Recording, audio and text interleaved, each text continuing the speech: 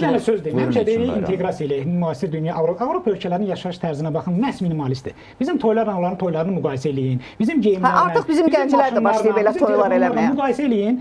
Biz istehlak çılğınlığına meyilli xalqıq. Ancaq onlar sadə yaşamaq üçün, sadə evdə, sadə avtomobil, sadə geyim. Yox, Elçin, elə deyil axı. Biz istehlak çılğınlığı insanı robotlaşdırır, məhv edir. Elə deyil. Elə deyil. Məsələn, Avropalılar tutaq ki də, hamının əgər nədir bu? Kompüter ən bahalıdır, telefonu, texnikanın ən bahalısını istifadə eləyirlər. Onlar belədirlər. Amma onlar geyimdə çox sadədirlər, tutaq ki, onlar heç evdə yemək pişirmirlər. Məsələn, Avropalılar daha çox fast food filan yeməyi sevirlər. Amerika xüsusilə belə bir ölkədir. Amma məsələ budur ki, biz elə millət deyilik. Baxın, bizim dəyərlərimiz tamam başqadır. Hər şeyi bir-birinə qatırıq. Amma elə deyil, minimalist olaq. Bizim ölkəyə gələn qonaq belə deyir ki, bunlar necə gözəl... Yəni, minimalizm bizim dəyərimiz deyil, demək olar mı? Yox, minimalizm bizim dəyərimiz deməyim. Olar, bəli. Yad dəyərdir. Yad dəyərdir, bəli. Çünki biz əvvəldən necə yaşamışıq? Dediyi kimi, qonağın xüsusi otağı, qonağın xüsusi qablar, qonağın xüsusi yeməklər. Təbii ki. Başqa ölkələrdə demək olar ki, bu cür adət-ənənələr yoxdur. Və bizim bir mental ideologiyamız yaddır minimalistlik.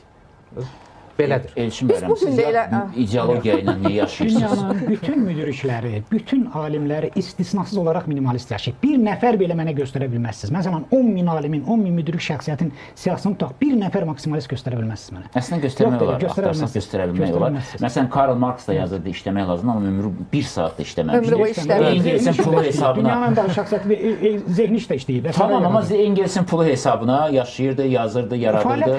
Yəni, biraz da səmimi deyirlər o hamısını. Məsələ problemli kreditlərdir. Odur ki, biraz da vətəndaş məsuliyyətsizliyi var. Amma başqa şey dedik. Bir deyək, gələcəm, ora gələcəm. Siz çox incə məqamı eşitdinizmi? Yəni, intellekti olan adam minimalist olar. Əgər minimalist deyilsə, demək intellektində problem var. Adam cahildir və ondan istifadə edib pulunu xərclətdirirlər. Elədir?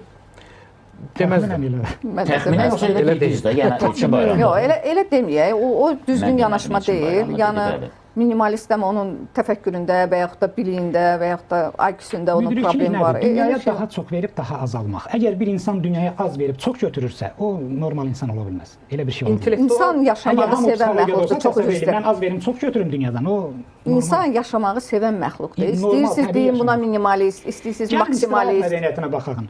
Məsələn, siz az pulla gedib gözəl təbiət güşəsində təbii istirahət edə bilərsiniz, amma çox pulla gedib əyləncə mərkəzlərində səs-küylü, tüstülü, dumanlı, süni kauçuk olan yerlərdə hansı daha gözəldir? Təbii istirahət gözəldir. Amma bunu tutaq ki, 500 manatdan elə bilirsiniz, ora 5000 manat xərc çəkirsiniz. Onu eləyən o sakitçiliyi axtaran bir 60-dan sonra axtaracaqdır. Amma cavanlar ona bəyənmir. Onu istəmir yaxın. Hə də, gənclər onu istəmir. Kütlə olaraq o şadlıq saraylarından bayaq danışdıq. Təkliflər yaradır da, təkliflərin üzərində olur. Yəni ki, adamlar bu günləri biz həftə sonlarında restoranlarda gedib rahatca otura bilmirik. Əvvəldən rezerv etmək lazımdır. Yaxşı, oturmada neyinirsiniz? Bir də mənim sadəcə prosedur maraqlıdır. Zərərli qidaları yeyib xəstələnir. Oturur, birincisi bir belə deyək də ailə bağlılığı yaradır. Ailənin də bir tələbi olur ki, gəlin bir yerdə gedək, hardasa bir istirahət edək. Evdə bu mümkün deyil.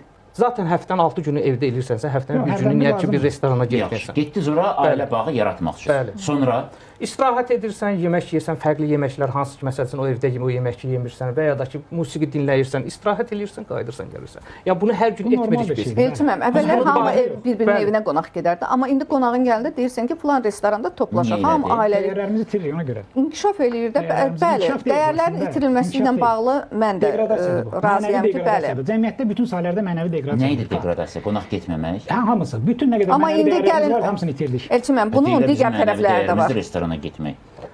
Yox, mənəvi dəyərimiz deyil. Başqa şeydir.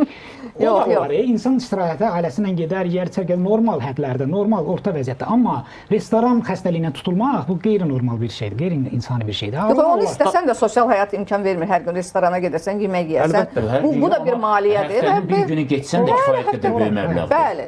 İndi ayda bir dəfə getmək olar. Elə onu deyirdi bayramı. İnsan öz rahatçılığını düşünür. Tənbəllik. Adamlar evində yemək pişirmir, fast food sifariş verir. Restorana getmək istirahət onu başa düşür. Amma evində oturub hansısa kafedə trans yağdan bişmiş, eşək ətindən bişmiş bir məhsulu evinə sifariş verir, mətbəxində onu pişirə bilmir. Bu tənbəllikdir.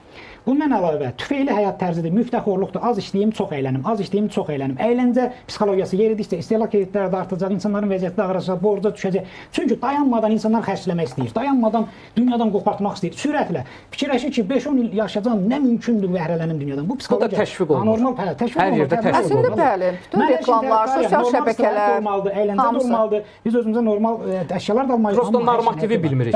Problem ondadır, normativ qatırıq da, bilinmir. birini o birisinə qatırıq. Amma hər şey hədsizlik olmaz, hədlər Həqiqət var. bax budur. Biz normamızı Normamızı bilmirik. Yəni ayağımızla yorğanımızın ölçüsünü bilmirik. Məsələdir. Niyə bilmirik? Bu artıq başqa bir məsələdir.